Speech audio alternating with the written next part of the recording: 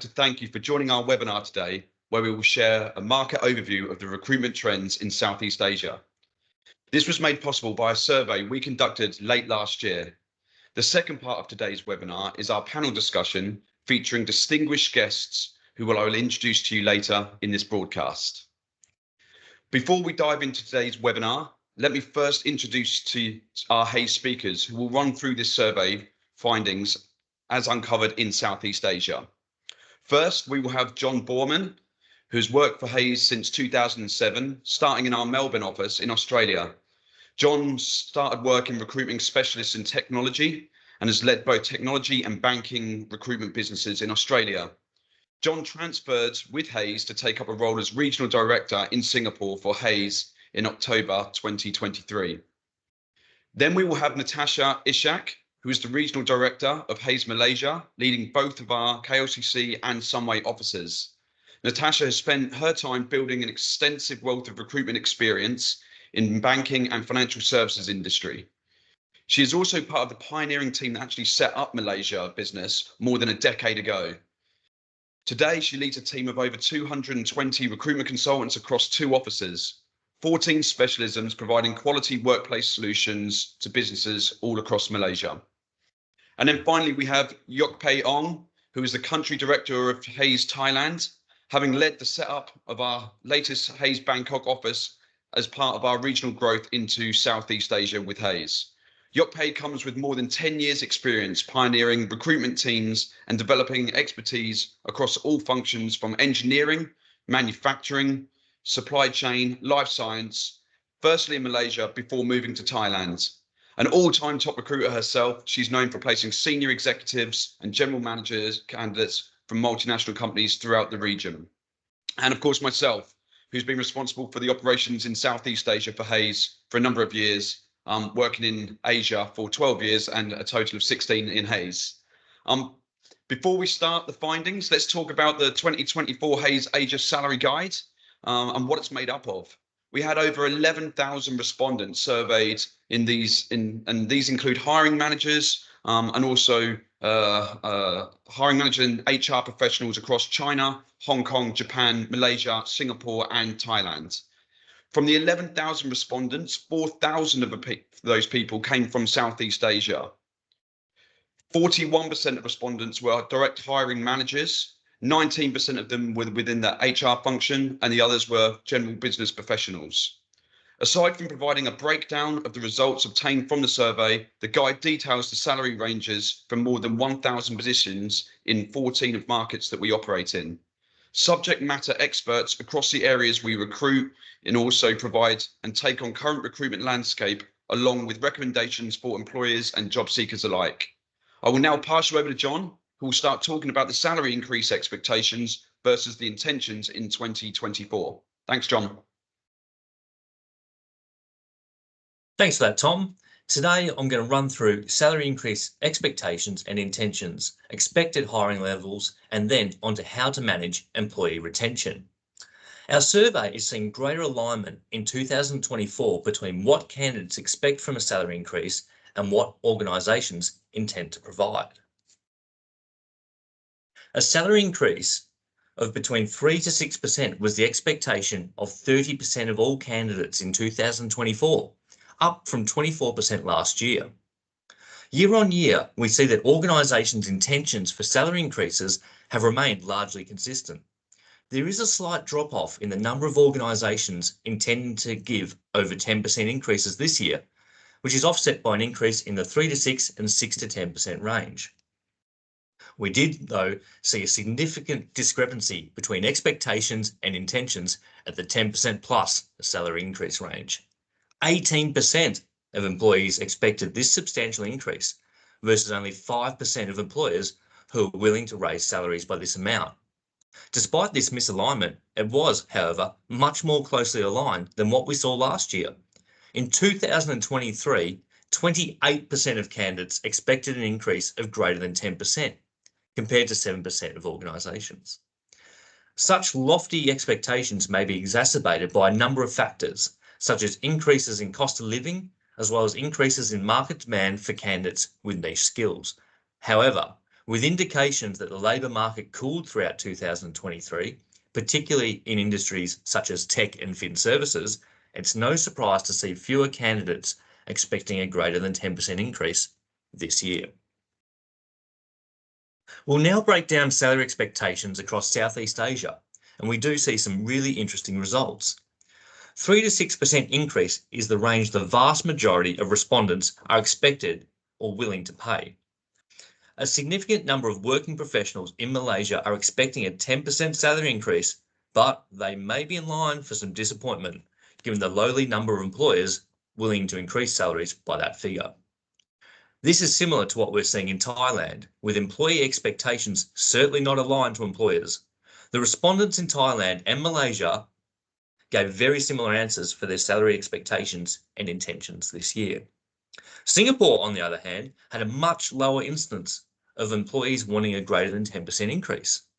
Following a large number of retrenchments in Singapore in 2023 compared to the previous year, and coupled with 6 quarters of declining job numbers, that's hardly surprising. Singapore also had a substantial increase in the number of employees expecting no pay increase at all.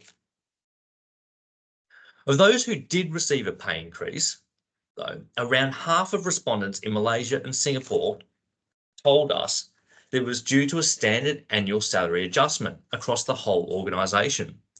This differed slightly to Thailand, where most increases were due to individual performance bonuses. Internal promotions and receiving an increase by moving organisations each made up around 15% of increases, whilst a pay rise to match inflation was also common.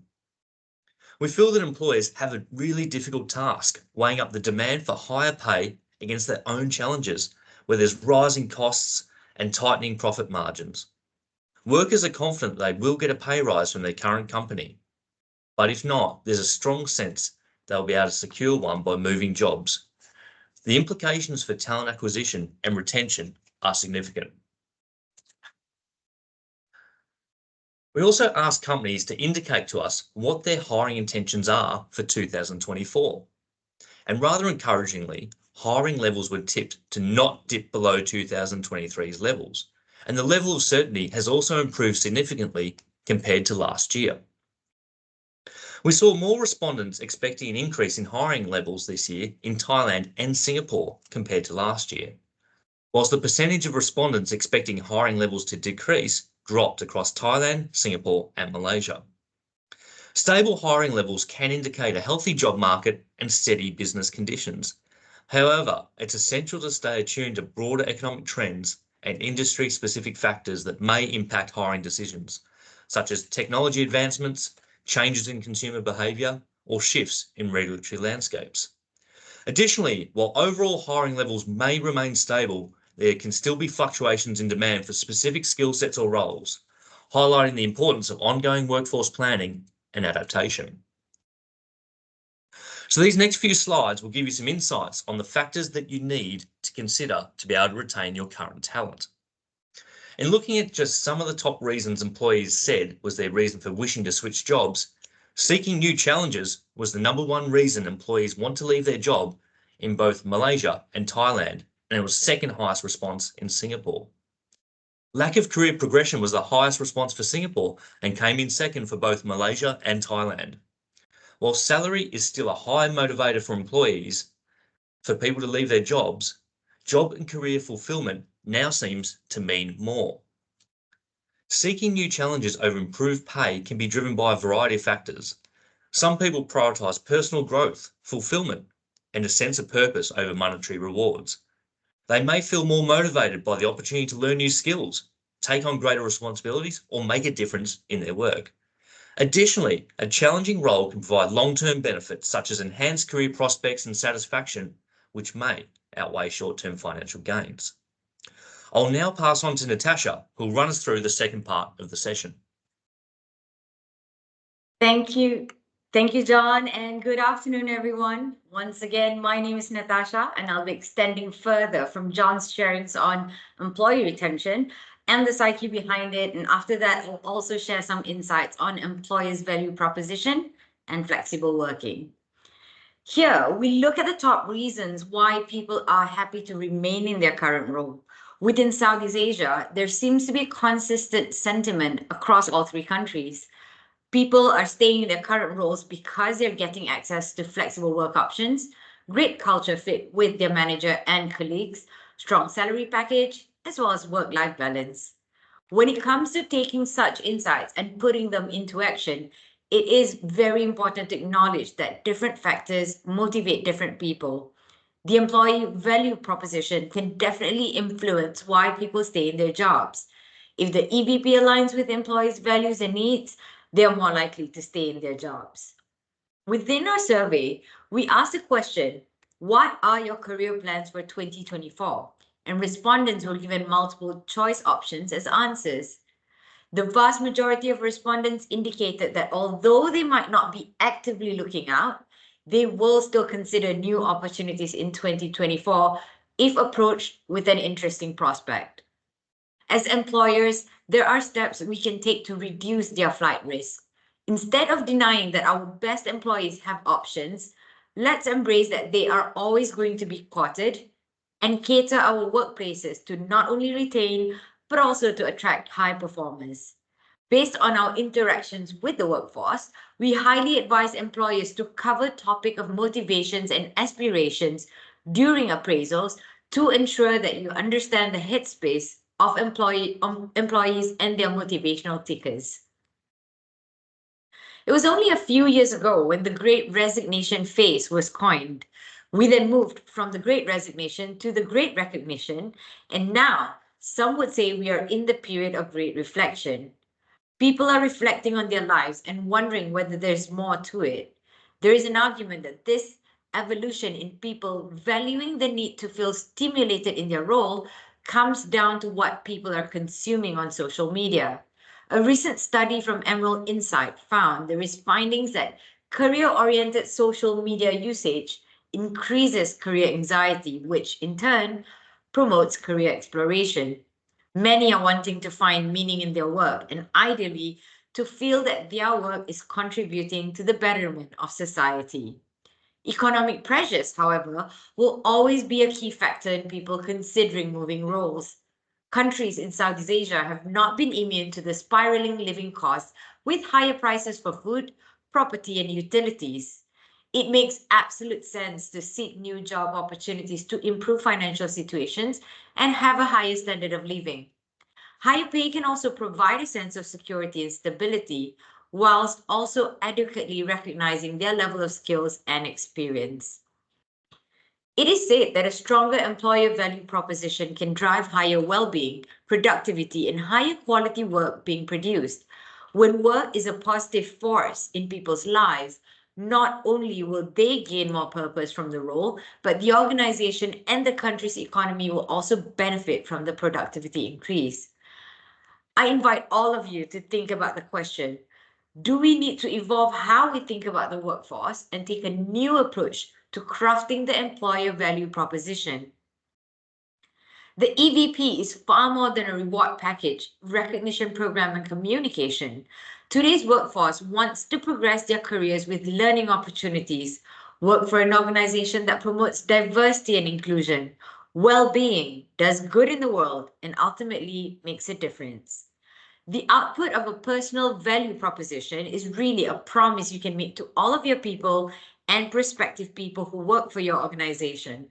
In return for people's skills, time, energy, and best work, your PVP will clearly outline for workers what's in it for me, positively reinforcing your people experience.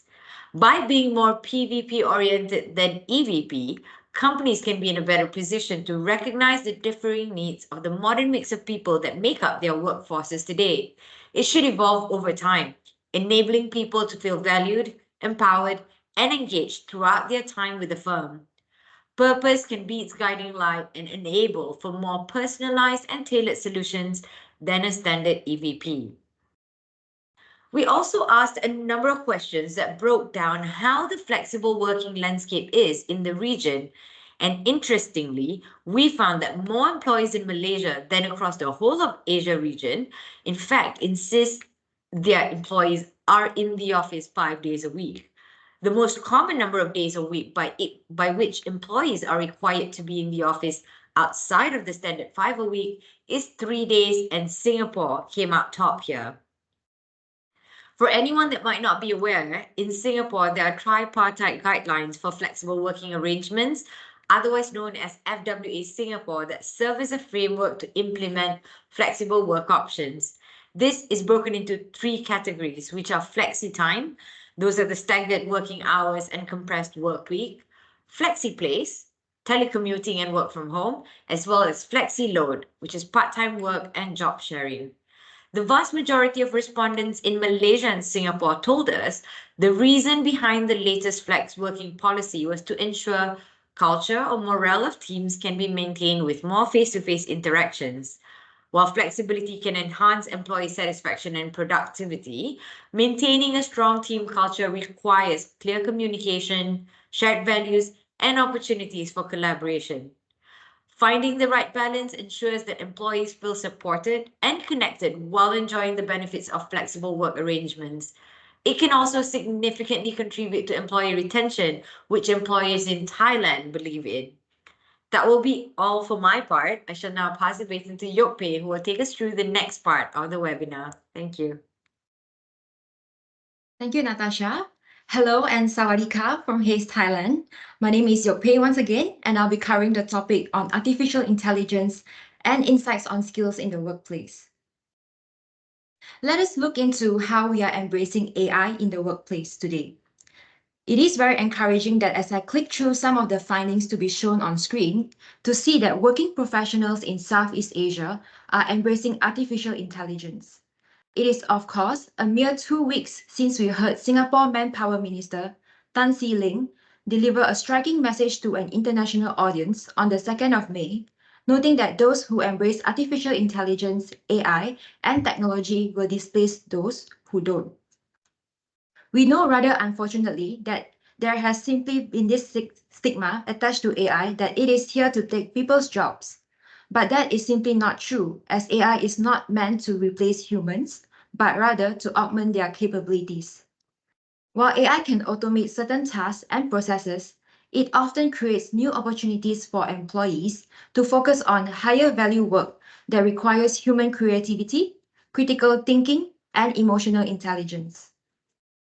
Instead of displacing jobs, AI has the potential to enhance productivity, streamline workflows, and unlock new avenues for innovation, saving time and creating new jobs in the process.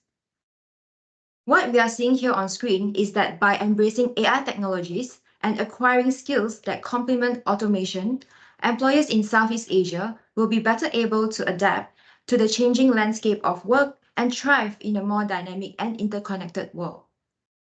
These are the expectations of the workforce in Southeast Asia, and organizations would do well to follow through and support in the AI development and upskilling of their employees to stay competitive in the market. Companies are leveraging AI to enhance hiring practices in Southeast Asia. The percentages you are seeing here currently shows the answers that we receive when we surveyed employers on the usage, exposure, and challenges they face when it comes to AI. When it comes to recruitment and selection, for example, using AI can help streamline the hiring process, identify technical candidates more efficiently, and reduce bias in decision-making. AI-powered tools can help automate tasks like resume screening, candidate sourcing, and initial assessments, allowing recruiters to focus their time and attention on building relationships with candidates and making strategic hiring decisions.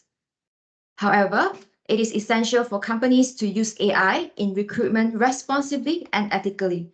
This includes ensuring that AI algorithms are trained on diverse datasets to mitigate bias, regularly monitoring and auditing AI systems to identify and address any biases that may arise, and being transparent with candidates about the usage of AI in the recruitment process.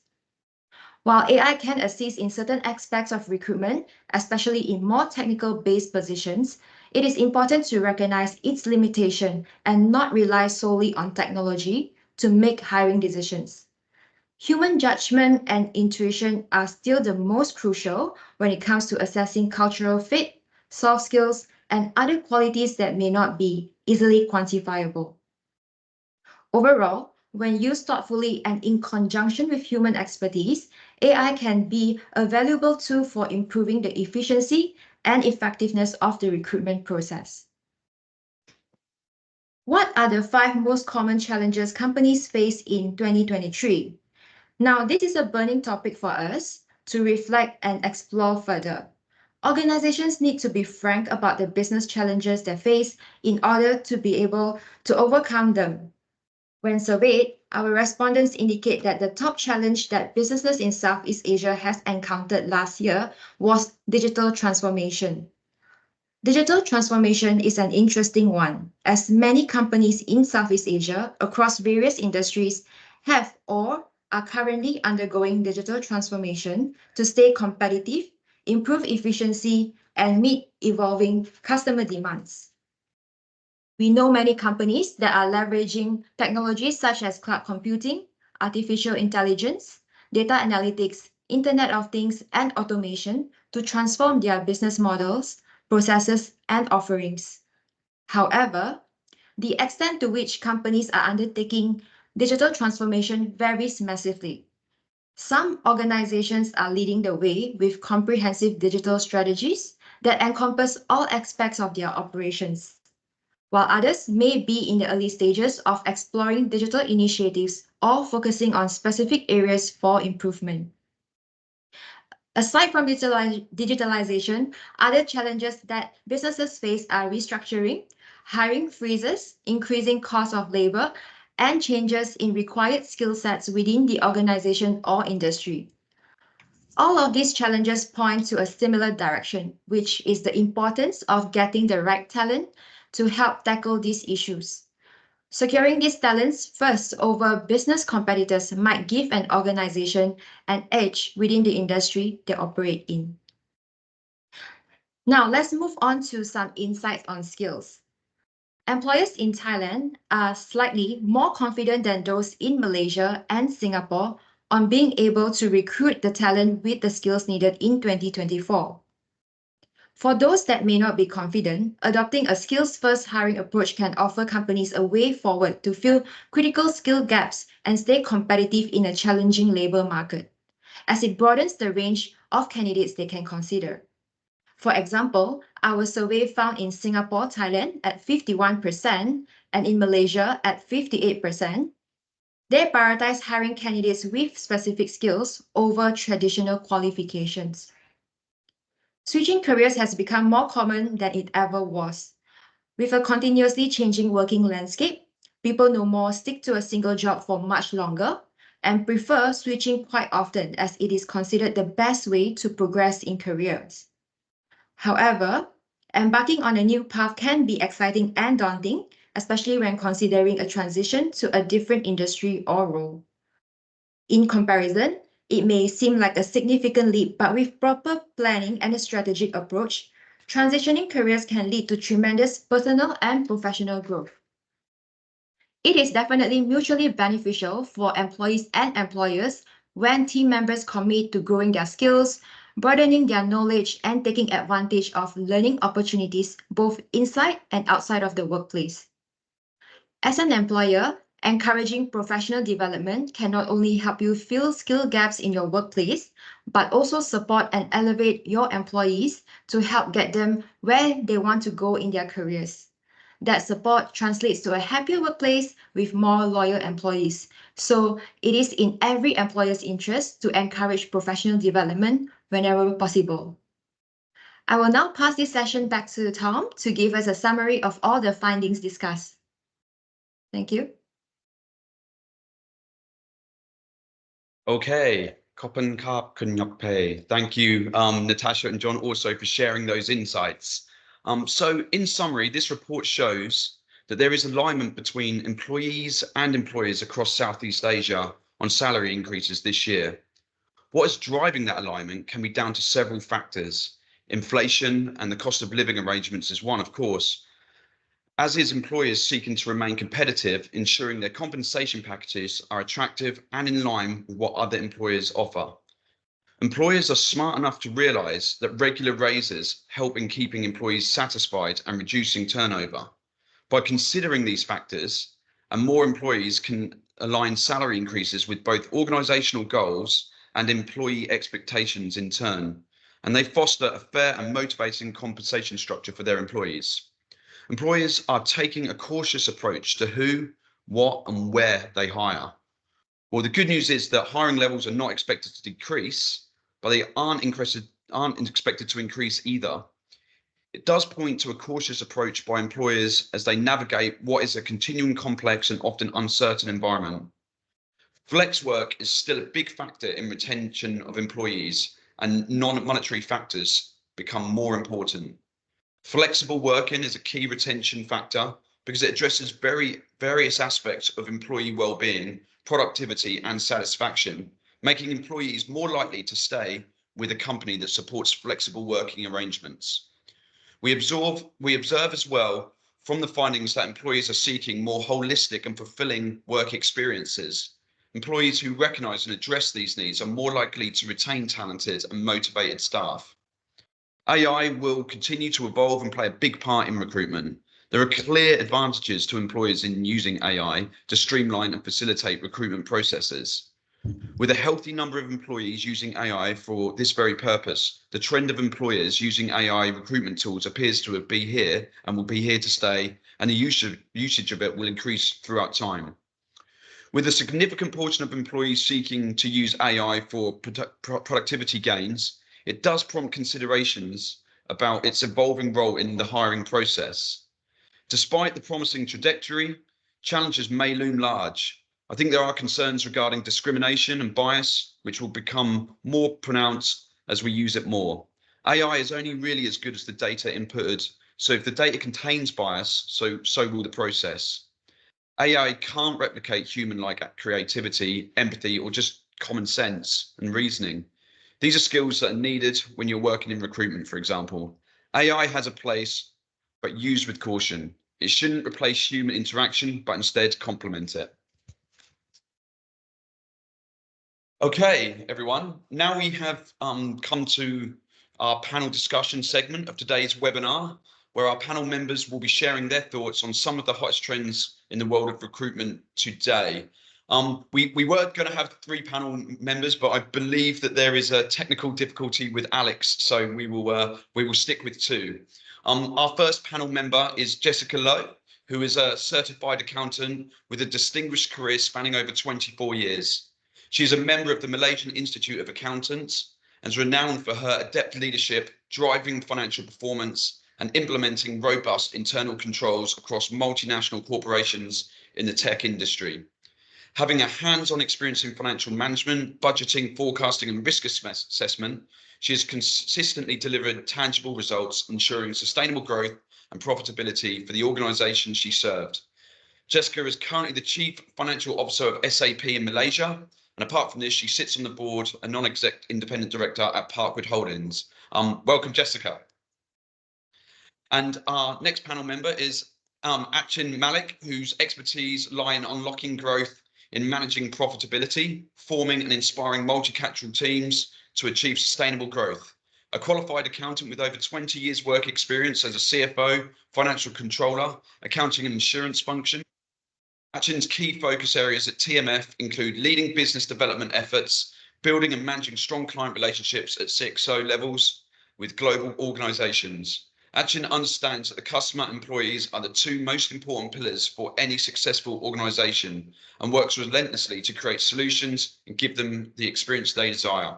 Welcome to both of our panelists. We'll focus on a few different areas today, and obviously our experts will then be able to give their expert view. I think the first subject I'd like to go to is the subject of employee branding and the creation of a strong EVP within employees. Actually, maybe I'll come to you first to get your opinion on this. How do you define and articulate your organization's employee value proposition, and what steps have you taken to align it with your employee brand? We know the benefits package is right at the forefront of most EVPs, and from the studies we know that that's still the thing that people come to first, and the areas that are most important when people consider jobs. But how do you pad it out beyond that? What's the best way to go about it? First of all, thanks. Can you hear me okay? Yes, you'll have to speak quite loud, but we can hear you. Okay. So I'll get closer. So first of all, thank you, Hayes. Thank you, Tom, for having me here. Sawadee Krap, Thailand, and hello and welcome to all of you. Um, uh, on EVP, first of all, Natasha gave a very good presentation on how EVP looks like and great insights from around the world. From our perspective, very clearly, we first of all, as an organization and also as an industry player, it's important we clarify the distinction between a corporate brand versus an EVP. A corporate brand is what the outsiders will look at, more external, as the world sees inside in outside in, whereas EVP is what the employees are more concerned about, because that's how that changes their thought process about the organization. And it's super critical. While these are two separate concepts, but it's super critical that they are aligned, because that's what keep the direction of the business, and that's what keep the employees thinking about their career trajectory as well. And that's exactly what we strive to do in TMF constantly. For a lot of viewers who don't know, TMF is a global provider for business critical services. We do accounting, bookkeeping, payroll processing, social security. So it's a very process oriented organization and the tasks that we have. And in short, we are basically helping organizations around the world from a compliance standpoint. As an organization, because we are present in about 87 countries, our vision is to simplify the complex world for our clients, helping them grow into new jurisdictions and things like that. And we use the same lens for our employees as well when we are providing them a global platform to grow their careers. So if our EVP is around how we can develop their career. So in TMF, we don't not only allow them to work in their countries where they're operated in. I'm a classic example. I, of course, I'm based out of Thailand, but right now I'm speaking from Jakarta, which is the country that I'm visiting right now. So the idea is to give employees an opportunity not only to work in their culture, in their ecosystem, but also get an opportunity and an exposure to work in other countries and get a true global experience, which is what we also offer to our clients in that sense. So Tom, for us, overall, our EVP is built around three main pillars.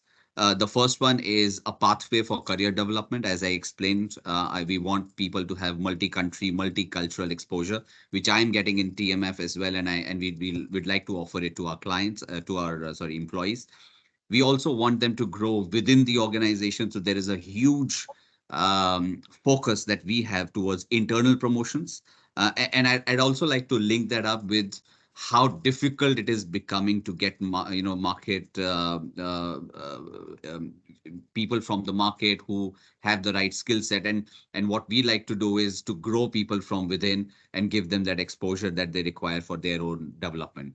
The second pillar that we have is giving an opportunity to our employees to make an impact by helping the clients through global complexities, and then giving back to the society as well through our regular CSR program. Especially in Gen Z, what we see is many of our employees are very willing to go out and help the outsiders for a cause.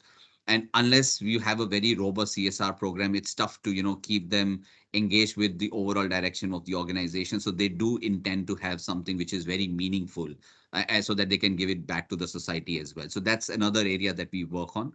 The last but not the least is to give a supportive environment to all these employees, all the people who we hire, and give them a platform to get and give an appropriate feedback for themselves and also for their peers, so that all of them can grow both professionally and personally. So these are the three pillars that our EVP is built around. And I think it's very much aligned with our corporate brand as well, to simplify the global world, which works pretty well for all our employees around the world. And we are talking about 11,000 people. Right. Okay. Back to you, Thank Tom. you. Just on the sort of the first pillar and the third pillar, then, making sure that people have, that, their career structure is set out for them, and they know exactly, what their purpose is. How do you ensure that that's communicated throughout the business? Because lots of companies have these things. They have this sort of meritocratic, merit-based kind of, support structure. But how do you make sure that's communicated amongst such a large organization and fairly, I guess, as well? And Great question, Tom. Thank you. And one of the key areas where we also struggled initially was probably we didn't really communicate that well to our employees, and that's what we've learned over the period. And the biggest learning we've had is that all these programs, which are very, very employee centric, which really support the organization from an EVP perspective, have to be driven from the top.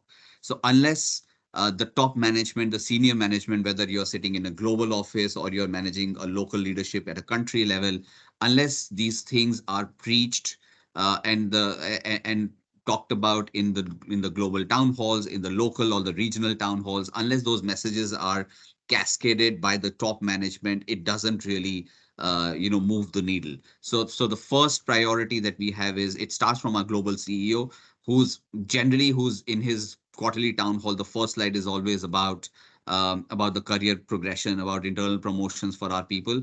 And that's what he encourages us to do in our regional and local town halls as well. That, hey, unless in an organization like TMF, and I guess in every organization, people are the only assets that drive you.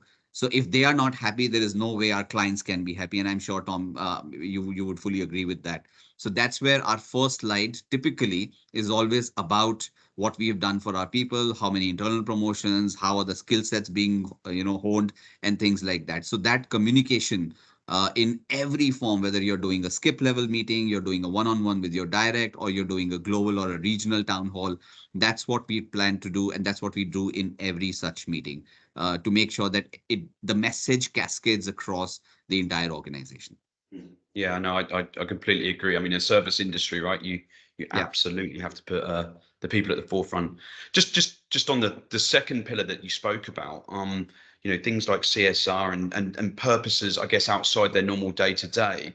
One of the things I think that a lot of businesses struggle with, and it's something that we spend a lot of time thinking about at Hays, is whose responsibility do you think that is in order to be able to bring that to a business? Because it's one of the things that a lot of businesses weren't naturally doing, 5-10 years ago, but they've had to bring it into their work environment. How's the best way to get that meaningful purpose into a business?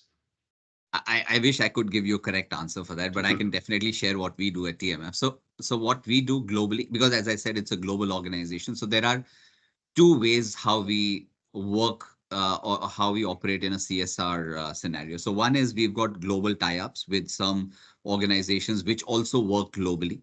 And we do tie up with them in a way, subscribing or supporting the cause that they have. There are volunteers around the world who then manage some of the tasks at the market and the local level. And some of these activities, CSR, are more passion driven. I mean, we can appoint someone who can really drive this from a logistics perspective, but eventually the volunteering has to come from someone within us. It need not be business, it could be any function, but it has to come from an individual who really believes in that cause. So what we do, we allow those individuals to come forward and volunteer for those activities. Of course, there are global tie-ups that we have, which they sort of leverage on so that they don't have to go and fend those tie-ups in the market. That is not an act we want them to do. But once we have tied up with someone, they really come forward and create some of the processes that we should follow. So that's more at a global and a regional level. But then we also realized over the years that there are always nuances that you have to factor in when it comes to specific countries or cultures. A thing in Thailand may be very different from a thing in Netherlands because the cultures are so different. The cause that people in Thailand or in Malaysia or in Singapore that people worry about or they really want to care about could be very different in any other part of the world. So while we have global tie-ups, while we have regional tie-ups, but we also allow the local organizations, the local countries to also have some of their local initiatives that they can run independently. Of course, the overall ethos of the group still has to be maintained so that we speak the same language, but still we allow the local countries to also perform some of their CSR programs. Now, in terms of responsibility for that, typically the HR function takes the lead. In terms of managing and bringing the people together. But as I mentioned earlier, ultimately, the main person who drives is someone who has the passion for it. So we do allow people to come forward and share their thoughts, share their passion, and then we decide what kind of activities we would like to do, even at the local level. Yeah, I think when you've got that purpose or that passion, it can take you a long way for sure, 100%. Jessica, I'd like to come to you now. Obviously, this idea around EVP and you know how to make your employees happy, I guess that's what it comes down to. Working in finance, a department that's traditionally associated with long hours and tight deadlines, and yeah, and I suppose you don't have big sales commissions and things like that. How do you make sure when it comes to a finance team that everyone stays motivated and you can keep hold of those staff and keep the turnover down? What's important, do you think? I think, of course, in the company that we work in, currently the whole organization is also done in such a way that there is actually support from shared service organizations. Like typically myself as the CFO for Malaysia, I also cover Singapore. I actually don't have anybody directly reporting to me, but all my support is from what you call COEs or shared service delivery hubs. And I think there's a lot of challenge, of course, in maintaining that employee engagement and getting people, because I tell you, shared service have their own set of challenges, right? To keep people motivated and to have a career path within the shared service. So I think for sure, as the CFO, I'm also given the KPI to make sure that I'm also partnering with the shared service. And I also do mentoring sessions with people in the shared service. And I pay visits to them so that they feel engaged and they feel like they are together as one team.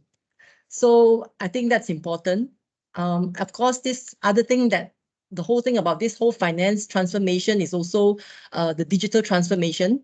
So all that is also driving somewhat, like how with AI and machine learning now, you kind of like, you try to tell people right now that people, we just need them to work smarter and hopefully put in less time, because the Gen Zs nowadays, they want flexibility. They wouldn't work past certain hours. So it's important to also keep that in mind. I mean, it's something that that we have to embrace anyway.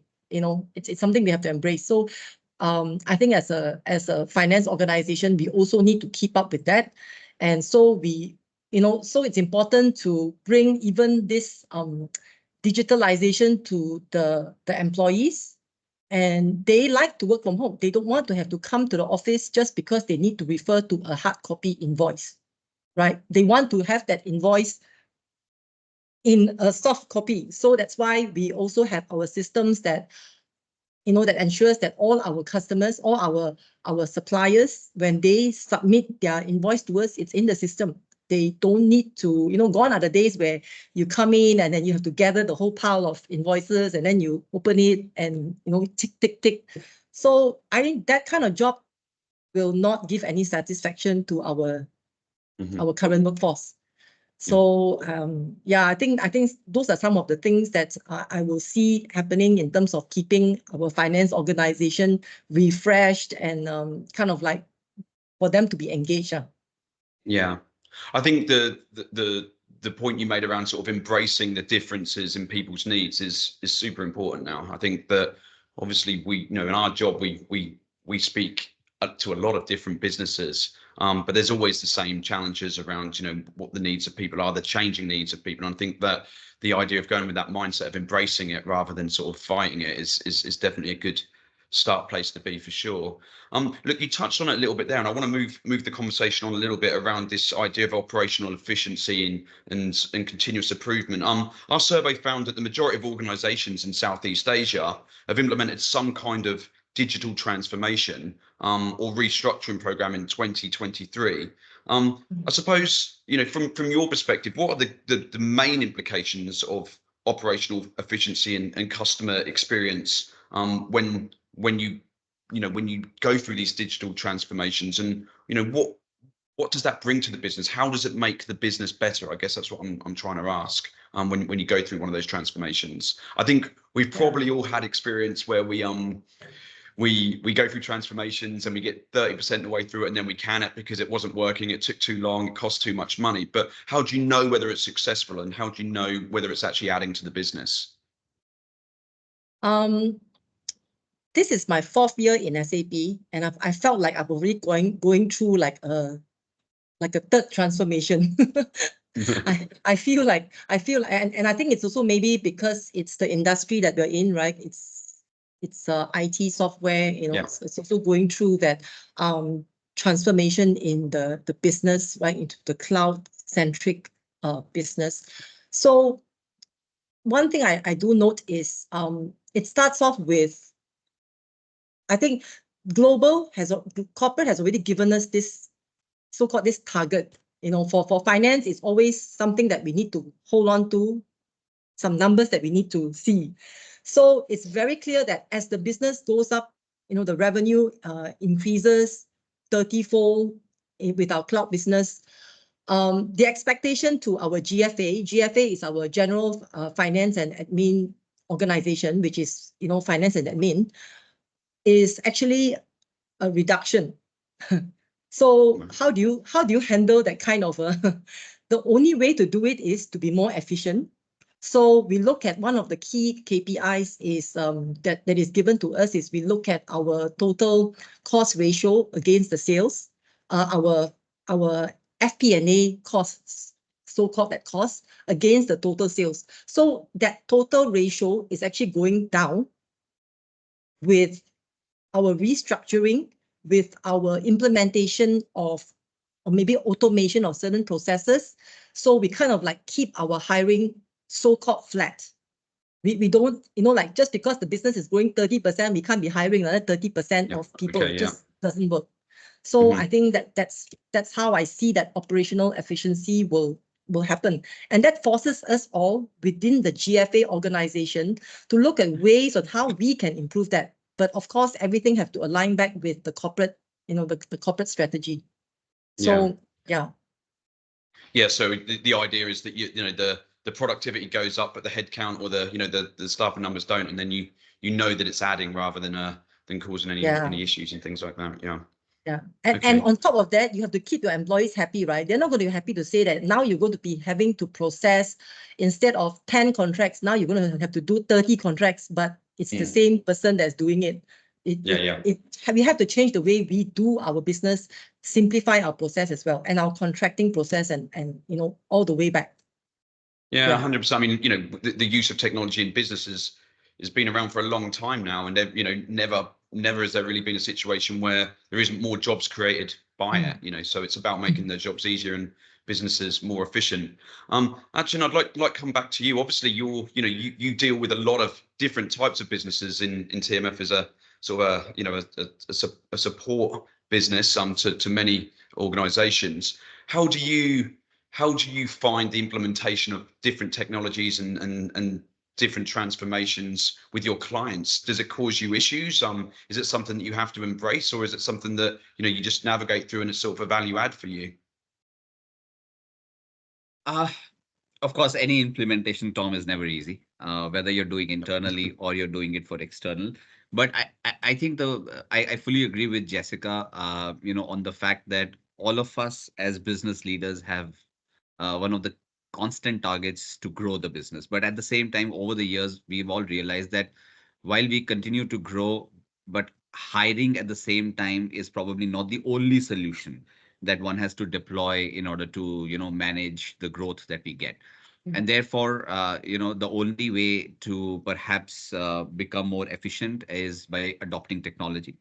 And as you rightly said, that there are so many softwares, there are so many things that are available in the market that one can put to use. But it's really important that as an organization, and again, connected to your vision, to your EVP, you figure out what you really need and what your clients really need. And if then after doing all that research, it turns out that you've figured out the right technology that you would like to put to use into your system, I think, and then with the right communication to the clients, to our people, yes, it is possible, and those implementations become easier from an acceptance perspective. That does not take away the fact that while you're actually implementing on the ground, there could be, plethora of challenges that one will face. But if in the long run, the overall approach has been clearly defined and the project management is done properly, of course, the end result everyone is really happy about is that making their lives easier, whether it's client, whether it's employees, both of them, I think overall will have a pleasant experience with, these new technological upgradations. But the journey will never be easy, for sure. Yeah, never be easy, and it's a forever journey as well. Yeah. Unless it's an SAP implementation, then it's easy, right? Never easy also. Thank you ever so much. We're nearly at the end of the session. Thank you ever so much for your insights. We truly do appreciate your insights. Obviously, if anyone wants to ask you any questions outside of this, I'm sure you wouldn't mind them contacting you and asking any additional conversation, any additional questions. Before we wrap up, I would like to encourage everyone to follow our company page on LinkedIn. I think it's now being shown now. There we are. For the latest insights, updates, and career opportunities, obviously.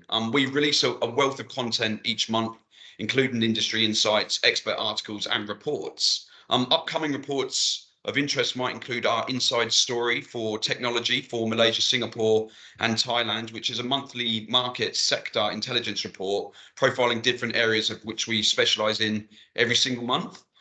Later this autumn, we'll be releasing the DNA of a CFO in Southeast Asia. From qualifications and experience to personal development and life balance, our report will provide insight into what it takes to reach to the very top of the finance trade. The release of this report follows on from a similar report we released in 2018 that covers the Asia region. If you are a CFO or a finance director and would like to take part in the report, then please do contact your Hayes consultant, because we are still in the process of compiling that information. We're also here to support. Just want to also reiterate that we're always working for your tomorrow, be it if you're a job seeker or an organization that faces a need for unique hiring challenges. We like to think that our approach is unique, where we combine a meaningful innovation, the scale of our knowledge, and a deep understanding of the world of work to unlock access to the skills and expertise that help you build your business and help you achieve your strategic ambitions, and even in your career and your organization. We're always learning, we're always one step ahead in each of the areas that we recruit in. So please do get in touch with us and speak to us about your needs. And lastly, how well did we do? Southeast Asian webinar, it's the first one we've actually done across multiple countries. So tell us how we did today. Please scan this QR code. We want to know your feedback. We'll be sending a wrap-up email to everyone who joined today's session as well. So look out for that shortly. And thank you to everyone who joined today. I can see the numbers stayed up, which is a relief. So thank you ever so much, and have a great day. And hopefully we'll be speaking to you soon. Thank you ever so much. Cough and clap. Thank you, everyone.